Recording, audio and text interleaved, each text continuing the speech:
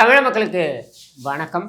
விஜய் உடைய நாமக்கல், அதாவது ஒவ்வொரு சனிக்கிழமையும் விஜய் மக்களை சந்திக்கின்ற அந்த பயணத்தை திட்டத்தை அறிவித்து ஒவ்வொரு சனிக்கிழமையும் பார்த்தீங்கன்னாக்கா 2 தொகுதிகள், 2 மாவட்டங்கள் அல்லது 2 தொகுதிகள் அப்படின்னு சொல்லிட்டு அவர் போறாரு. அப்படியாக 2 மாவட்டங்கள், தொகுதிகள் கூட சொல்ல முடியாது, மாவட்டங்கள் தான் சொல்லணும். இன்றைக்கு நாமக்கல்லும் அங்கிருந்து கரூருக்கும் போறாரு. நாமக்கல் கூட்டம் முடிந்தது தான் என்னால பார்க்க முடிந்தது. கரூருக்கு இன்னும் போய் சேரலன்னு நினைக்கிறேன். இந்த வீடியோவ நம்ம பதிவு செய்யும் பொழுது. அதனால நாமக்கல்ல அவர் என்ன பேசினார் அப்படின்றத எடுத்து நாம இந்த காணொளியில கொண்டு வரணும். முக்கியமாக நாமக்கல்லில் விஜய் பேசியதை முழுவதுமாக நான் வரவேற்கிறேன். எந்த விஷயத்தை வரவேற்கிறேன் அப்படின்னு பார்த்தீங்கன்னா, இந்த கிட்னி திருட்டு அப்படின்றது குறித்து விஜய் பேசியிருக்கிறார். ஏன் விஜய் பேசும்பொழுது அதை வரவேற்கிறேன் அப்படின்னா, இந்த காலத்தில் இருக்கக்கூடிய, அதாவது இந்த இளைஞர்கள் இருக்காங்க இல்லையா, இவங்க நிறைய விஜயை பின்பற்றக்கூடிய ஒரு சூழல்ல அவங்களுக்கும் இது குறித்த ஒரு விழிப்புணர்வு கிடைக்க வேண்டும் என்கிற வகையில விஜய் பேசியிருப்பதை முழுமையாக வரவேற்கிறேன். ஆனால் விஜய் முழுவதுமாக அதை பேசல. அவர் மேலாப்புல தான் சொல்லிட்டு விட்டுருக்காரு. நியாயமா கேட்கப்பட வேண்டிய கேள்வி என்ன அப்படின்னாக்கா, ஒரு எம்எல்ஏ தெனாவட்டாக மக்களை வைத்துக்கொண்டு அந்த மக்கள் முன்னாலேயே இதை மாதிரி கிட்னி உங்ககிட்டேருந்து திருடி நான் 8 கோடி ரூபாய்க்கு கார் வாங்க முடியுமா? என் காரோடைய விலை எவ்வளோ தெரியுமா? 8 கோடி. கிட்னி திருடி வாங்க முடியுமா? வாங்கிட்டேருந்து கிட்னி திருடினா எவ்வளோ வரும்? 1.5 லட்ச ரூபா வருமா? இப்படின்னு ஒருத்தர் தெனாவட்டா பேசுகிறான் என்றால், இவன் மக்களுடைய பிரதிநிதியாக இருப்பதற்கு இவனுக்கு லாயக்கு இருக்கா? அவன் மீது ஒரு ஸ்பெஷல் இன்வெஸ்டிகேஷன் டீம் போடணும்னு நீதிமன்றம் சொல்லிவிட்ட நிலையில் அதை எதிர்த்து உச்சநீதிமன்றத்திற்கு தமிழக அரசாங்கம் செல்லும் என்றால், இந்த அரசாங்கம் யாருக்கான அரசாங்கம்? ஓட்டு போட்ட மக்களுக்கான அரசாங்கமா, அல்லது கிட்னி திருட்டில் ஈடுபட்டு 8 கோடி ரூபாய் 10 கோடி ரூபாய் கார் வைத்துக் கொண்டிருக்கிறேன்னு பெருமை பீத்துகின்ற அந்த திருட்டு பயலுடைய அரசாங்கமா அப்படின்ற கேள்வி வரும். நியாயமாக இந்த அரசாங்கம் இந்த எஸ்ஐடி விசாரணைக்கு ஒத்துழைக்க சொல்லியிருக்க வேண்டும். இவர்களிடம் இருக்கக்கூடிய ஆவணங்களை எல்லாம் கொடுத்திருக்க வேண்டும். மாறாக சுகாதாரத்துறை அமைச்சர் அது கிட்னி திருட்டு கிடையாது, அது முறைகேடுன்னு வேணா சொல்லலாம் அப்படின்னு அதை சப்பை கட்டுகிறார். எவ்வளவு மோசமான ஒரு முக்கியமான ஒரு விஷயம். அதை இப்படி ரொம்ப எளிதாக இவர் சப்பை கட்டுவார் என்றால், இந்த அரசாங்கம் யாருக்கான அரசாங்கம் என்பதனை தான் விஜய் கேட்டிருக்க வேண்டும். ஆனால் விஜய் அது அப்படி பேசலை. ஸ்கிரிப்டடாக ஒரு 2 லைன் மட்டும் அதை பேசிட்டு போயிட்டாரு. இருந்தாலும் அவர் பேசியதை நான் வரவேற்கிறேன். ஏன்னா இது மக்களிடம் சென்று சேர்ந்திருக்கும். இப்பொழுது இது என்னப்பா அது கிட்னி திருட்டு அப்படின்னு அட்லீஸ்ட் இதுவரையில் பார்க்காதவர்கள். ஏன்னா மீடியாவில் பார்த்தீங்கன்னா, எப்போ திறந்தாலும் காலையில் இருக்கட்டும், மத்தியானமாக இருக்கட்டும், சாயந்தரமாக இருக்கட்டும், அதிமுகவில் என்ன பிரச்சனை, அதிமுகவில் என்ன குழப்பம், இது மட்டும்தான் ஓட்டிக்கிட்டு இருக்காங்க முழு நேரமும். அப்போது இதையெல்லாம் எப்போது தெரிந்து கொள்வது?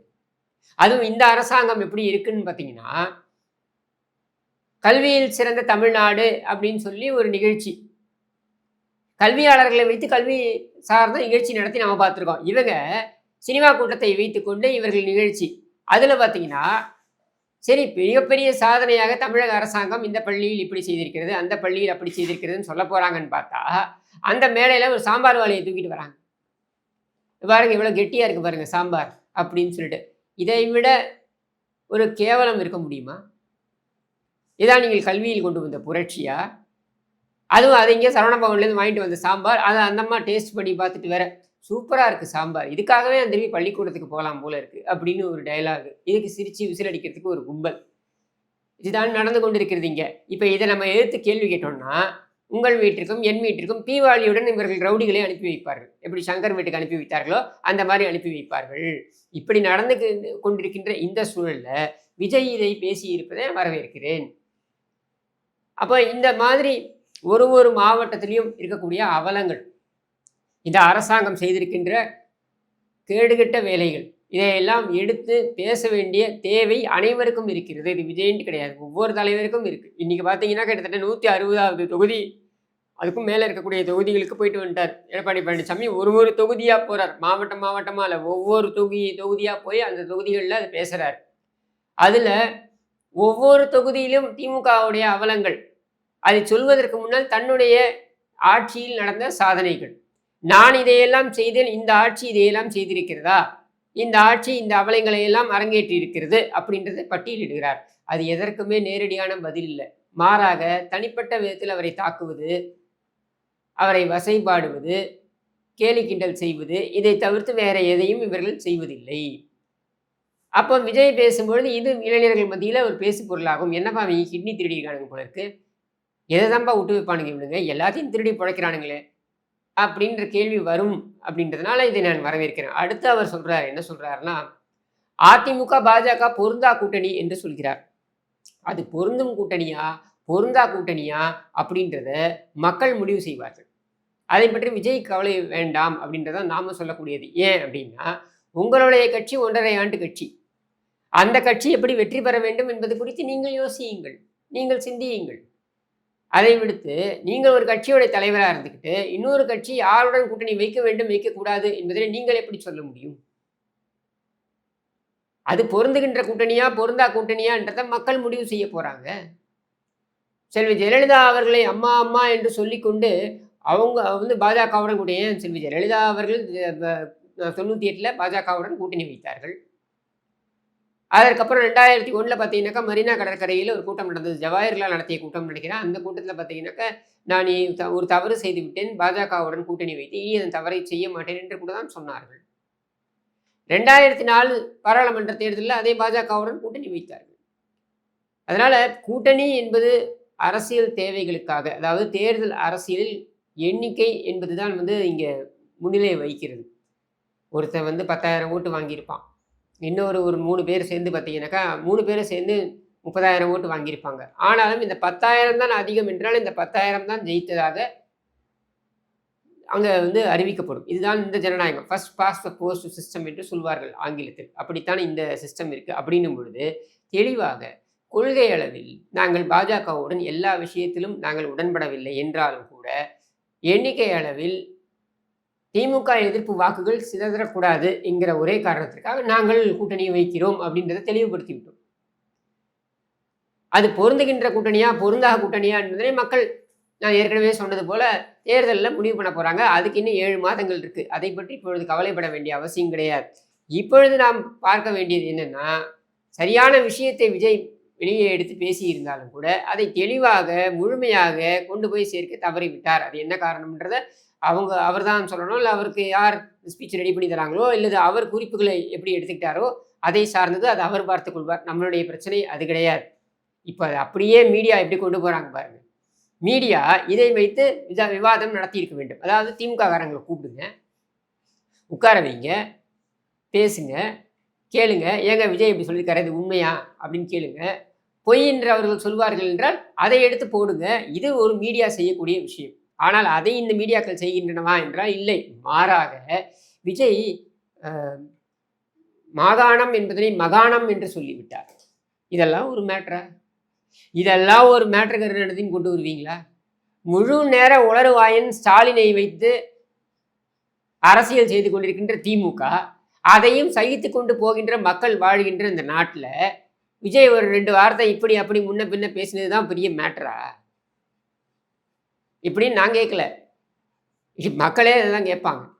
அவர் சொன்ன விஷயம் என்னன்றதை எடுத்து பேசுங்க. இப்போ சொன்னார் இல்லையா, பொருந்தா கூட்டணி என்று சொன்னார், அதுக்கு நாங்கள் விளக்கத்தை கொடுக்குறோம். இந்த மாதிரி கொடுங்க. திமுக இது வரைக்கும் கொடுத்துருக்கா என்றால் கொடுக்கல. மாறாக இன்னொரு விஷயத்தையும் பேசியிருக்கிறார் விஜய். அது என்னன்னா, நாமக்கல் மாவட்டத்தைச் சேர்ந்த சுப்புராயன் அவர் பார்த்தீங்கன்னாக்கா நம்முடைய முதலமைச்சராக 1920களில் அவர் தேர்வு செய்யப்பட்டார் என்று சொல்ல வேண்டும். ஏனென்றால் அப்பொழுது நடந்த தேர்தலில் யாருக்கும் மெஜாரிட்டி இல்லை என்கிற ஒரு சூழலில் அப்பொழுது இருந்த பிரிட்டிஷ் ஆளுநர் நியமன எம்எல்ஏக்கள் என்று சிலரை வந்து கொண்டு வந்து அவர்கள் வாயிலாக சுப்புராயனை முதலமைச்சராக நியமித்தார். அப்படியான ஒரு ஷரத்து அப்பொழுது இருந்தது. அப்பொழுது இருந்த அரசியல் சட்டத்தில் அப்படியான ஷரத்து இருந்தது. அந்த சுப்புராயன் அவர்கள் கொண்டு வந்தது தான் கம்யூனல் ஜிஓ அப்படின்னு சொல்லிட்டு. அதற்கு முன்னர் நீதி கட்சியுடைய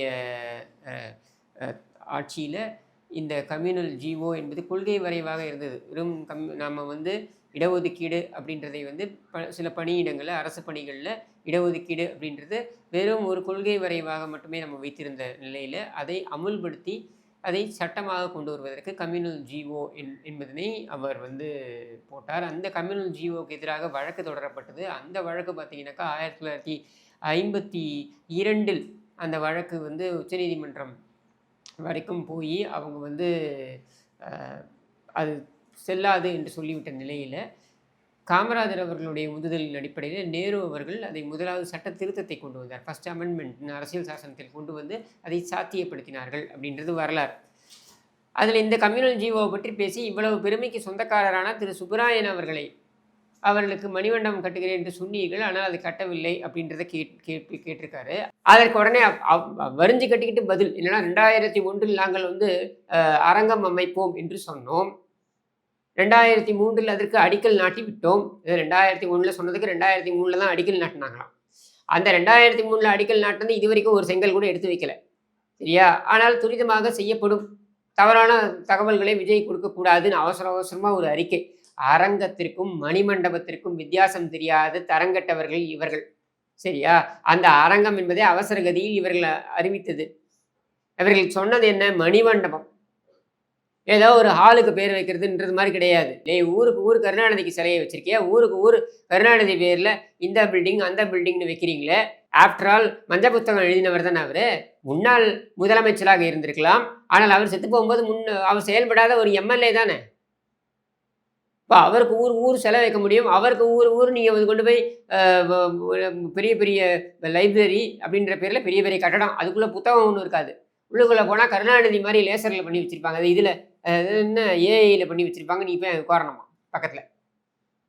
நான் கருணாநிதி நேரில் வந்தாலும் போய் உட்கார மாட்டோம். இதில் கருணாநிதி மாதிரி ஏஐயில் பண்ணி வேறு நாங்கள் போய் உட்காரணுமா? எதுக்கு காதில் மூக்கில் கழுத்தில் கட்டலாம் பிடின்னு போகிறதுக்கா? அதனால் இதையெல்லாம் பதில் சொல்லாமல், நியாயமான கேள்விகளுக்கு பதில் சொல்லாமல் விஜய் இந்த வார்த்தை தப்பாக பேசிட்டார், அந்த வார்த்தை தப்பாக பேசிட்டார். திமுக காரன் உருட்டினா கூட பரவாயில்ல, திமுக காரன் சார்பில் மீடியாக்கள் உருட்டி கொண்டிருக்கிறார்கள் அப்படின்றது தான் இதில் வந்து மிக மிக வருந்தக்கூடிய ஒரு விஷயம். ஆனால் இவர்கள் எந்த காலத்திலும் திருந்த மாட்டார்கள் என்பதனால நாம திரும்பி கேட்க வேண்டியது, உன்னுடைய எம்எல்ஏக்கள்லாம் கிட்னி கடையை வைத்து கொண்டிருக்கிறார்கள். உன் பேரன் இட்லி கடை என்ற பேரில் நூற்றுக்கணக்கான கோடியில் படங்களை எல்லாம் எடுத்து விநியோகம் செய்து கொண்டிருக்கிறான். இதற்குத்தான் இந்த ஆட்சியா அப்படின்ற கேள்வியை திரும்ப மக்களிடம் கேட்போம். மக்கள் முடிவு செய்யட்டும். திமுக வேண்டாம் என்கிற நிலையை எடுத்துவிட்ட ஒரு சூழலில் யாருக்கு வாக்களிக்க வேண்டும், யாருக்கு வாக்களித்தால் திமுகவை தோல்வியடைய செய்யலாம் என்கிற முடிவை எல்லாம் மக்கள் தேர்தல் வரும்பொழுது முடிவு செய்யட்டும் என்று கூறி விடைபெறுகிறேன். நன்றி, வணக்கம்.